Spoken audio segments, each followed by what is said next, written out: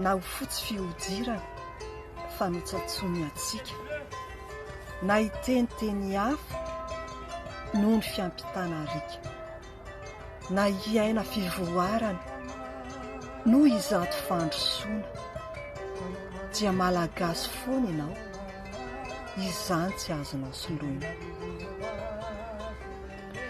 Na hovazany taratasy ka nianaranao vaovao, na ho ary fomba be mihitsy ny kojakoja an-tranonao, na hiadana ampitaovana noho ireo karazana hitao,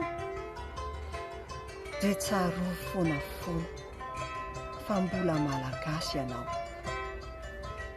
Na hovazany namanao any ampiasana spirao, na hovazany serasera sy ireo fifandraisanao, na hovazany fangatahana ao anaty vavakao, dia tadidio fa malagasy ny raha mikoriana anatinao.